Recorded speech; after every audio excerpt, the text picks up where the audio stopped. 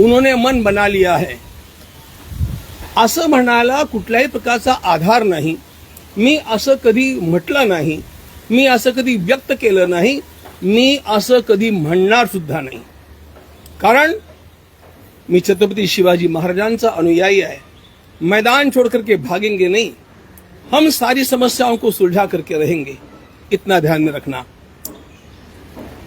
आता या ठिकाणी तुम्हाला सर्वात पहिल्यांदा मला हे सांगायचं आहे की याच ठिकाणी बोलवण्याचं एक कारण आहे. हा आमचा धर्मश्री निवास आहे आणि इथे मी 1993 पासून निवास करत राहिलेलो आहे. हा अपार्टमेंट आहे. यामध्ये 10 फ्लॅट आहेत. 10 फ्लॅटपैकी एका फ्लॅटमध्ये मी राहतो आणि 3 फ्लॅटमध्ये आमच्या वेगवेगळ्या ट्रस्टची ऑफिसेस आहेत आणि एकामध्ये किचन आहे जे आपण इथे त्याच्याजवळ आपण बसलेलो आहोत. अपार्टमेंटच्या 10 फ्लॅटपैकी 5 आमच्या संस्थांचे आहेत. यातल्या काहीही माझ्या नावावरती नाही.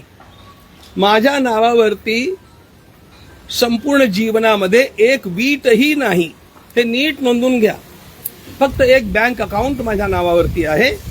त्याखेरीज माझ्या नावावरती काहीही संपत्ती नाही, कधीच नव्हती.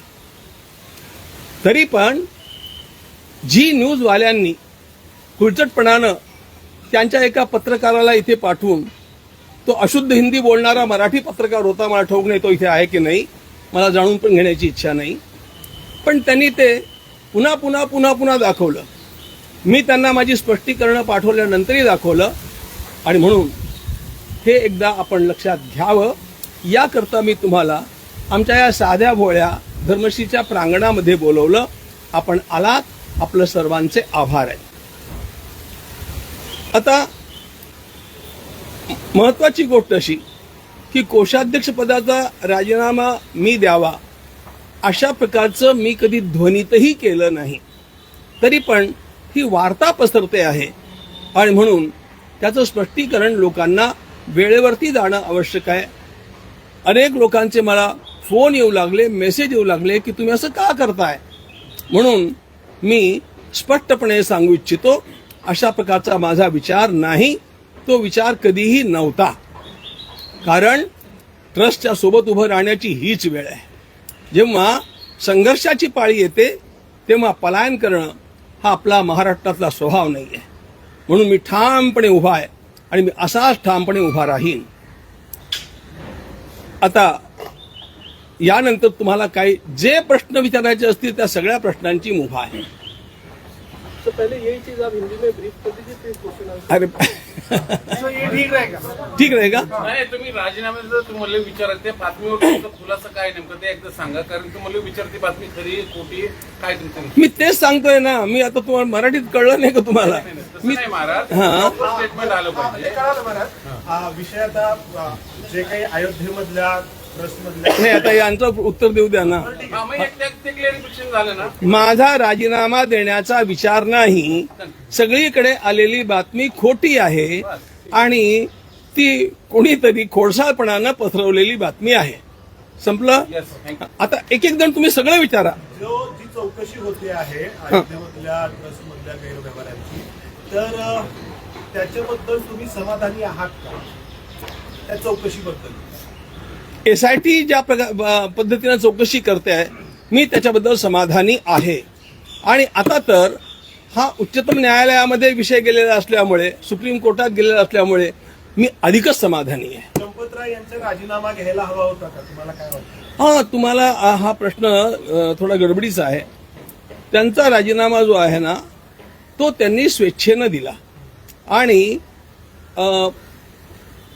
न्यासाच्या संविधानामध्ये, घटनेमध्ये अशा प्रकारची तरतूद आहे की राजीनामा दिल्यानंतर तो मान्य करण्याची आवश्यकता नसते. तो दिला म्हणजे तो आपोआप स्वीकारला गेला असं होतं. हे पण त्यांनी जर त्यांना द्यावा लागला राजीनामा, तर त्याबद्दल तुम्हाला काय वाटतं? खरंच देण्याची गरज होती की खापर त्यांच्यावरती फोडलं गेलं चंपतराय यांच्यावर?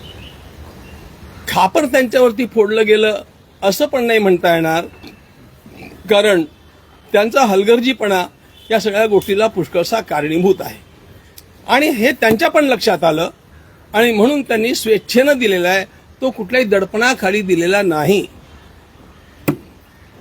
तुम्ही या सगळ्या ट्रस्टचे कोषाध्यक्ष म्हणून काम करताय, तुमची देखील जबाबदारी आहे का? तुम्ही ती जबाबदारी स्वीकारतायत का? ज्या पद्धतीने सगळं प्रकरण पुढे आलेलं आहे. कोषाध्यक्ष म्हणून माझी जबाबदारी निश्चितपणे आहे. आता ते जरा लक्षात घ्या. कोशामध्ये आलेलं सगळं धन, त्याचा जमा खर्च, त्याच्यावरती नियंत्रण ठेवणं हे सगळं माझं काम आहे. आणि ते काम नीटपणे चालावं याकरता तिथल्या 3 चार्टर अकाउंटंट्सच्या खेरीज आमच्या ऑफिसमधनं दरमहा 5 दिवस त्या ठिकाणी चार्टर अकाउंटंट जातात आणि ते तपासून घेतात. हे लक्षात घ्या.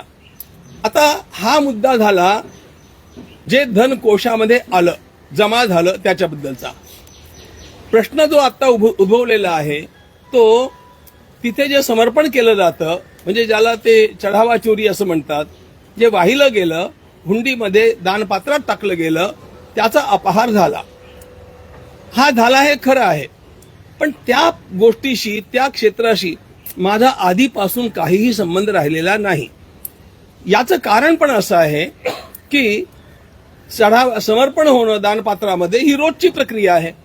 त्याची मोजणी होणं हे रोजचं काम आहे. आणि तिथले स्थानिक न्यासी हे काम बघत होते.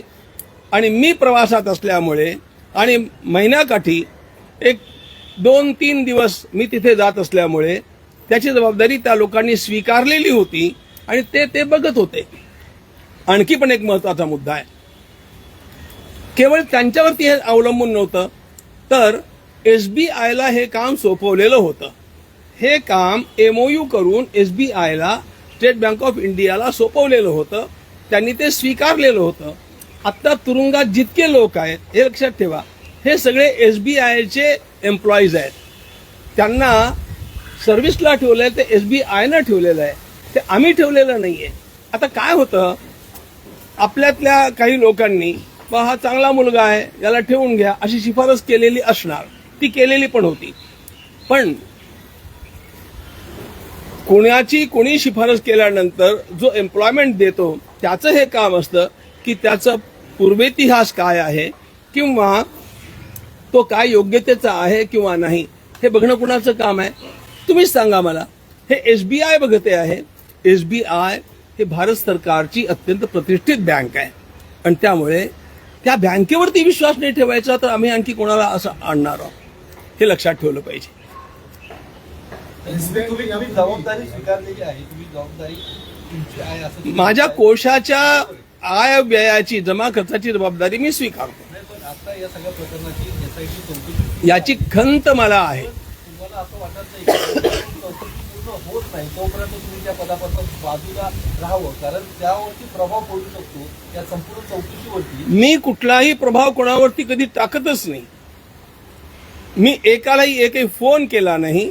मी कोणालाही काही सांगत नाही. तुमच्यापैकी कोणाला सांगणार नाही. आणि माझी तरफदारी कोणी करावी अशी मला आयुष्यात कोणाकडनंही अपेक्षा नाही. मी नेहमी सत्याधिष्ठित आहे आणि सत्य हे स्वयंप्रकाशित असतं. महाराज तुम्ही आणि उलट सांगतो, आम्ही ह्याची चौकशी प्रभावित का करू? घडलेली जी गोष्ट आहे तो भगवान रामचंद्रांच्या सोबत केलेला गुन्हा आहे आणि त्यामुळे त्याची खंत आम्हाला आहे, त्याची वेदना आम्हाला आहे. त्यामुळे आम्हाला शर्मेनं मान खाली घालण्याची पाळी आलेली आहे. आणि त्यामुळे अशा गुंड लोकांची चौकशी होण्याकरता आम्ही त्याला प्रभावित करणार नाही. गुन्हेगार कोणीही असो ते धरले गेले पाहिजेत, त्यांची शुद्ध चौकशी झाली पाहिजे आणि त्यांना अधिकात अधिक दंड मिळाला पाहिजे. ही माझी प्रांजळ भूमिका आधीपासूनची आहे आणि त्यामुळे त्या चौकशीला प्रभावित मी करण्याचा प्रश्न येतच नाही. ज्यांचं सुपरविजन आहे त्यांची चूक आहे, लॅक ऑफ सुपरविजनमुळे exactly you have PM pointed it. अशीच गोष्ट झाली. जबाबदारी होती तुमच्या सहित, त्यांनी कलेक्टिव्ह रिस्पॉन्सिबिलिटी घ्यायला नको का याची? अगदी खरी गोष्ट आहे ना. आता मला तुम्ही हे सांगा, तिथल्या आमच्या न्यासींच्या वरती ही जबाबदारी होती, ते ढिले पडले, त्यांनी लक्ष दिलं नाही असं म्हणू आपण. एसबीआय काय आहे? त्यांनी तिथे त्यांचे निरीक्षक रोज ठेवायला नको का? जेव्हा त्यांच्याकडे काम सोपवलेलं आहे. अरे गोष्ट अशी आहे की न्यासी कोणी असेल, पण या सगळ्या यंत्रणांच्या मधनं या शिस्तीमधनं ते गेलेले नसतात. पण बँकवाले तर त्या शिस्तीचं पालन करणारे असतात, त्यांना ती शिस्त ठाऊक असते, त्यामुळे त्यांच्याकडनं ते अपेक्षित असतं.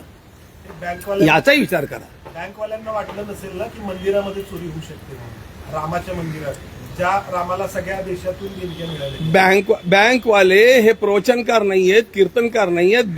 बँकवाले असतात आणि त्यामुळे कुठे काय काय होऊ शकतं हे समजा होणार नसलं तरी पण होऊ शकतं, अशा प्रकारे त्यांनी उभं राहिलं पाहिजे. तुम्ही ही आता दानपेटीतली मोजणी जी आहे हो. पैशांची ती सीसीटीव्ही अंडर होती नव्हती का? काय हे जे पैसे मोजले जायचे अहो ते employ करणं. सीसीटीव्हीच्या अंडर होत होती. आता त्यावेळेस तुम्हाला कसं लक्षात नाही? ऐकून घ्या ना, मुद्दा तोच आहे ना साहेब. मी तेच सांगतो तुम्हाला. पण चोरी करणारे पण असे हुशार लोक काही निघाले की त्यांनी काही काही प्रसंगी सीसीटीव्हीच्या आड उभं राहून अशा प्रकारच्या गोष्टी केल्या. हे सगळं नंतर उघडकीला आलं. महाराज CCTV त्याच्यावर वर एकूण ठेवण्याचं काम एकूण कोणाचं किती होतं? रक्कम चोरला गेली? सोनं, चांदी, रोख रक्कम याची काही आकडेवारी आहे का आपल्याकडे? काय आली? हे बघा, याची आकडेवारी जी अव्वाच्या सव्वा सांगण्यात येते ना, तो सगळा पराचा कावळा आहे. जे माझं व्यक्तिगत आकलन आहे त्या सगळ्या गोष्टी बघून त्याचं ड्युरेशन लक्षात घेऊन माझा व्यक्तिगत हा तुम्ही ऑथेंटिक धरू नका बरं का, अंदाज सांगतोय तुम्हाला प्रामाणिकपणानं.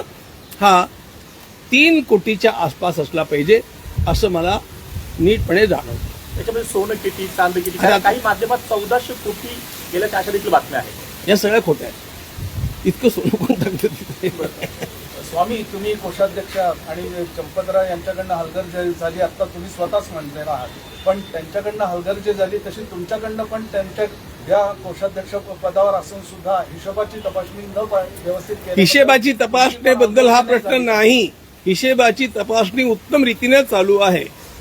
तरी त्याच्याबद्दल जे- तुम्ही जे- चंपतराव जे- ज्या- यांच्याबद्दल स्पष्ट भूमिका घेत नाही. जे कोशामध्ये आलं त्याचा संपूर्ण हिशेब आम्ही कधी म्हणून तुम्हाला तुम्ही लेखी देतो आता, ते सगळं मी मागवलंय, लिहून देतोय.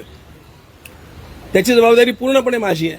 पण ते आम्ही बघतो. चंपतराय दोषी आहेत. चंपतराय केवळ नाही आहेत, त्या ठिकाणी चंपतरायजींनी पण ते काम अनिल मिश्रांच्या वरती सोपवलं. ते बघत होते आणि त्यांचा हलगर्जीपणा झाला. पण त्यांच्यावर सगळ्यांवर कंट्रोल ठेवण्याचं काम सर तुमचं होतं ना. हो. तुम्ही कोषाध्यक्ष होतात, मग तुमची पण हलगर्जीपणा नाही झाला का? मी सांगितलं ना, एसबीआय जेव्हा ते करत आहे आणि आधीपासून मी ते बघितलेलं नाही आहे. मान्य आहे, SBI करत आहे, Technically- पण तुम्ही कोषाध्यक्ष आहात, टेक- तुमच्याकडे सगळं कंट्रोल आहे. तुम्ही हिशोब बघू शकत होतात, प्रत्येकाला विचारू शकत होतात. म्हणजे हिशेब तर मी चंपतराय यांना- बघतच होतो. पण चंपतराय यांची हलगर्जी झाली, त्यांना विचारू शकत होतात का हलगर्जी झाली. अनिल मिश्रा यांना विचारू शकत होतात का हलगर्जी झाली. पण तुम्ही त्यांच्याबद्दल स्पष्ट भूमिका घेतच नाही. त्यांनी काय, आणि तुमच्याबद्दल पण तुम्ही सांगत नाही की माझा दोष आहे म्हणून. त्यामध्ये माझी काही भूमिकाच नाहीये. महाराज असं म्हणता येईल का आंदोलनाचे पुत्र घेत खाते अशी अवस्था होती का? अशी अवस्था काही दिवस त्या लोकांनी करून टाकली, स्थानिक महाराज, ट्रस्टींनी. मुद्दा असा आहे, ह्या निधीचा वापर खासदार फोडण्यासाठी केला गेला इथपर्यंत आरोप झालेले आहेत. कशा करता? खासदार फोडण्यासाठी शिवसेनेचे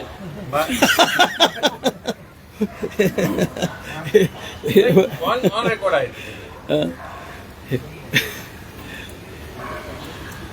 हे मान्य आहे का तुम्हाला? अजिबात नाही. हे सगळं काहीतरीच आहे. यासाठी या निधीच्या चोरीशी कुठल्याही राजकीय पक्षाचा संबंध आहे किंवा एखाद्या संघटनेचा संबंध आहे असल्या प्रकारचं कुतर्क करणं हे सगळं केवळ अव्वाच्या सव्वा गप्पा ठोकण्यासारखं आहे. महाराज, तुम्ही जो आकडा सांगितला 3 कोटीपर्यंतचा घोटाळा असू मी शकतो. आज 5 सांगितला. हा, ठीक आहे. तर याच्या संदर्भात तुम्ही काही श्वेतपत्रिका काढणार आहात का की किती? हे बघा, एसआयटी चौकशी करते आहे. एसआयटीच्या आधी आम्ही शहाणपण करावं काय? एसआयटीच्या आधी आम्ही करावं काय? जेव्हा एसआयटी चौकशी करते आहे त्यात माझे अंदाज थोडं बहुत चुकण्याची पण शक्यता आहे. त्यामुळे आम्ही त्यामध्ये यालाच म्हणतात ते प्रभावित करणं. हे असं प्रभावित करणं मी करणार नाही.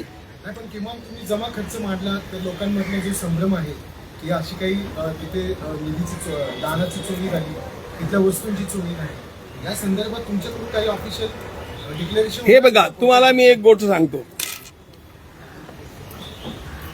या सगळ्या प्रकरणामध्ये म्हणजे कशा प्रकारच्या पराचा कावळा करण्याच्या गप्पा चालतात बघा. एक सुवर्णांकित रामचरित मानसाची पोथी होती, म्हणजे रामायणाची, आणि एक चांगले सुबक असे बनवलेले कावळा म्हणजे त्याला काकभूषुंडी, त्या रामायणात एक महत्व आहे.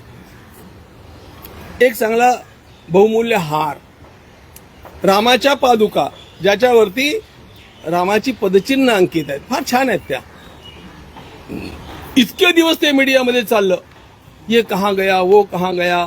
ज्यांनी ते दान केलं त्याच्याकडनं काहीतरी बदवून घेतलं आणि त्याला पण वाईट वाटण्याची स्वाभाविक गोष्ट होती.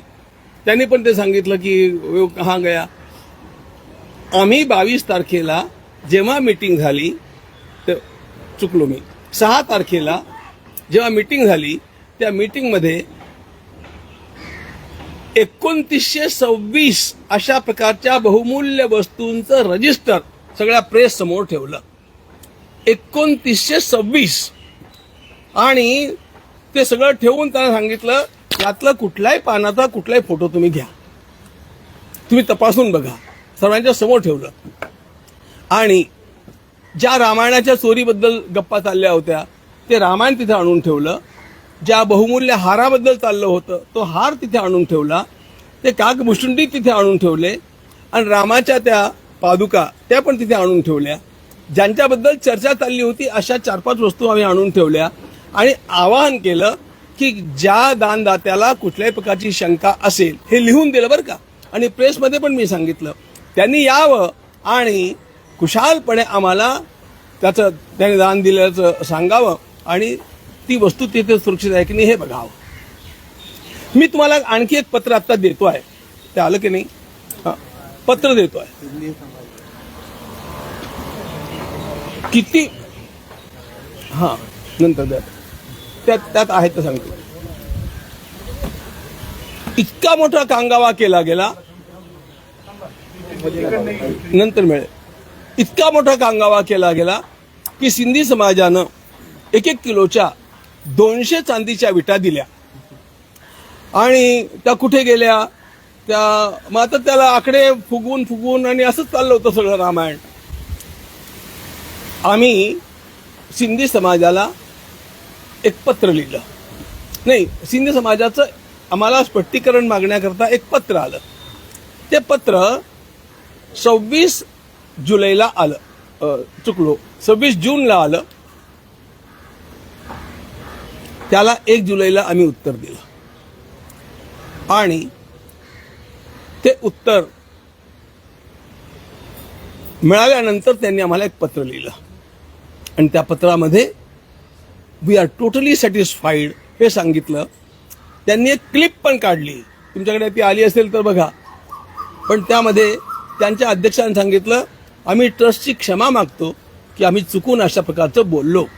आता फक्त आम्हाला एकदा सगळ्या 200 लोकांना रामाच्या दर्शनाकरता येण्याची परवानगी द्यावी असं त्यांचं आलेलं पत्र मी तुम्हाला आता सगळ्यांना देतो आहे. हे सगळं ठीक आहे, पण हे जे घडलं त्याच्यात तुम्ही स्वतःबद्दल काय पाहता? म्हणजे तुमच्या याच्यामध्ये दोष आहे का, किंवा तुमची जबाबदारी, किंवा तुम्ही तुमचं काम नीट केलं नाही असं तुम्ही स्वतः मानता का? म्हणजे मी असं मानत नाही,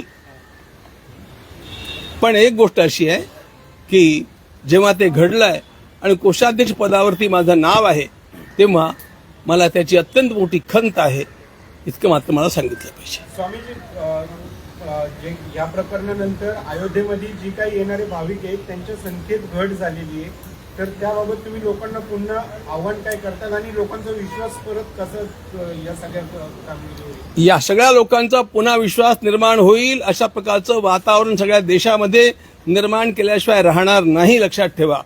आत्ता पण जी काही तिथे आपल्याला घट झालेली दिसते ना, पावसामुळे निर्माण झालेल्या रस्त्यांच्या सगळ्या समस्या याच्यामुळे झालेली आहे. या असल्या गोष्टींचा परिणाम फारसा होत नाही. दानचोरीचा परिणाम होत नाही लोकांवर?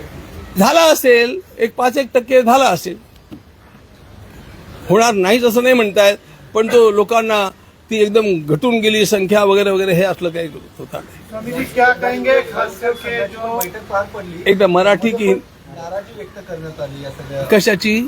झाल्या प्रकाराची चोरीच्या संदर्भात जी काही घटना घडली त्यावर राष्ट्रीय स्वयंसेवक संघाने देखील नाराजी व्यक्त केली त्यांच्या बैठकीत. अरे नाराजी काय व्यक्त करायची आहे? मी तुम्हाला आता लिहून दिलेल्या पत्रकात तुम्ही वाचा. आणि आम्ही आमच्या ट्रस्टमध्ये पण हे सांगितलं आणि त्या दिवशी पहिल्या दिवशी प्रेस कॉन्फरन्समध्ये पण मी सांगितलं की आम्हाला धक्का बसला, आमच्या वेदना अत्यंत जास्त आहेत, आम्ही लज्जित झालो. आणि मराठीत बोलायचं तर आमची मान शर्मेनं खाली जाण्यासारखी स्थिती झालेली आहे. त्यामुळे नुसती नाराजीचा प्रश्न नाही आहे, हा अतिशय मोठा घात अपघात अशा प्रकारचा झालाय. तो रामाच्या ठिकाणी व्हायला नको होता आणि त्या ठिकाणी आम्ही जबाबदार असताना झाला. त्यामुळे त्याचे दोषी आम्ही आहोत. आम्ही प्रायश्चित्त केलं पाहिजे आणि याचं परिमार्जन करून आम्ही या सगळ्या गोष्टींची पुनरावृत्ती कधीच होणार नाही अशा प्रकारचं आदर्श राम मंदिर उभं करून दाखवलं पाहिजे. ही सुद्धा जबाबदारी आता आमची. तुम्ही राजीनामा देणार का? हा? तुम्ही राजीनामा देणार का? प्रायश्चित्त म्हणून राजीनामा देण्याची अजिबात आवश्यकता नाही. मी तो देणार नाही. काय घेणार? पाहिजे स्वरूप काय असेल तुमच्या? प्रायश्चित्तातली पहिली गोष्ट अशी आहे, आम्ही आमच्या ज्या काही चुका तिथे घडलेल्या असतील त्या सगळ्या चुका पुन्हा घडणार नाहीत याची व्यवस्था करणं. त्या व्यवस्थेला आम्ही लागलोय. त्या उपाययोजना ऐकून घ्या. प्रायश्चित्त काय करणार आहे? आपल्याकडून काही चुकलं असेल तर आपण त्याचं प्रायश्चित्त करतो, म्हणजे स्वतःला त्रास करून घेतो ना काहीतरी. मी त्या दिवसापासून माझं जपजाप्य वाढवलेलं आहे रामाकडे क्षमा याचना करण्याकरता. आणि दुसरी गोष्ट सांगतो, आत्ता त्या ठिकाणी नको मुझे आवश्यक ओके ओके ओके ठीक आहे, तुमच्या सोयीकरता ठीक आहे, मला त्रास होत नाही. महाराज देवाच्या दरबारात ऐकून तर घ्या, एक उत्तर ऐकून घ्या. महाराज ऑडिट होणार आहे का? ऑडिट ऐकून तर घ्या ना, एका गोष्टीचं उत्तर घ्या. आणि त्या ठिकाणी अनुष्ठान चालू आहे रामायणातल्या विशिष्ट मंत्रांच्या पाठाचं. आणि तिथे रामाच्या परिसरात, मंदिराच्या परिसरात आणि परिसरात इतके सगळे लोक बसणार नाहीत म्हणून बाहेर अशा प्रकारची सगळी आम्ही अनुष्ठानांची व्यवस्था केली आहे.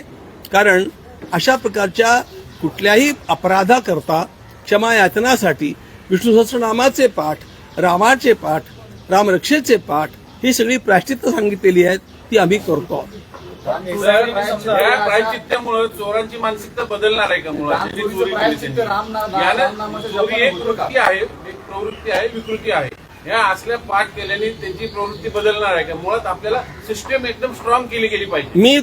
मी सांगताना पहिल्यांदा हे सांगितलं की आम्ही आमची सिस्टीम स्ट्रॉंग करणं हे पहिलं परिमार्जन आहे. नंतर या गोष्टी मी सांगितल्या. त्यामुळे आमच्या सुधारणा न करता आम्ही नुसतं ते मंत्र आणि जपजाप्यानं प्रायश्चित्त करून टाकू असं नाहीये. काय बदल केले सिस्टीम मध्ये? काय बदल केले सांगतो. तिथे गेल्यानंतर सगळ्या गोष्टींचं निरीक्षण करताना आमच्या ज्या लक्षात गोष्टी आल्यात, पहिली गोष्ट आतमध्ये जाणाऱ्याचा ड्रेस कोड असायला हवा होता. आणि कुठेही अशा प्रकारची मोजणी करताना ड्रेस कोड ज्यांना देतात त्या ड्रेसमध्ये खिसे वगैरे नसतात. त्यामुळे खिसे नसलेला त्या ठिकाणी ड्रेस कोड आम्ही लागू केला. पहिली गोष्ट, कुठल्याही प्रकारे कुठल्याही कोपऱ्यामध्ये असलेला सीसीटीव्ही कॅमेरा बंद करता येणार नाही किंवा त्याच्या आड उभं राहून काही करता येणार नाही, ते आम्ही व्यवस्थित केलं. दुसरी गोष्ट, तिसरी महत्वाची गोष्ट सांगतो तुम्हाला.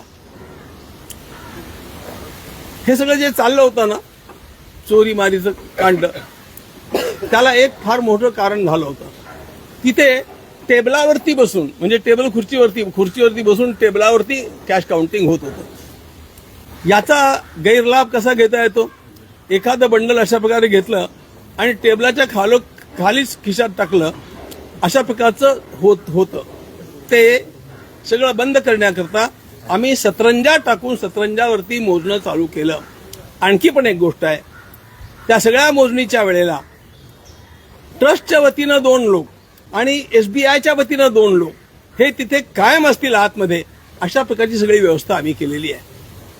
बाहेर पडणाऱ्या प्रत्येकाची झडती घेणं, झडती हा शब्द थोडा जास्त हे आहे, चाचपणी घेणं म्हणू आपण. नाही, मी शब्द फक्त सांगतोय, ते आम्ही करतोच आहे. तर येताना आणि जाताना त्यांची झडती घेऊन तपासणी करून मग त्यांना सोडणं, हे सगळे आम्ही सुरू केलेले आहेत. महाराज तुम्ही सांगितलं सीसीटीव्ही बंद होते असं तुमच्या बोलण्यात आलं.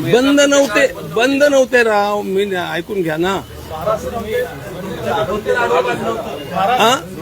तुम्ही जसं आता म्हटलात की राजीनामा देण्याचा प्रश्नच नाही, पण SITने पण कोषाध्यक्ष पदाची जबाबदार व्यक्ती म्हणून दोष त्यांच्या रिपोर्टमध्ये ठेवला, तर तेव्हा राजीनामा देणार का? विचार करेन.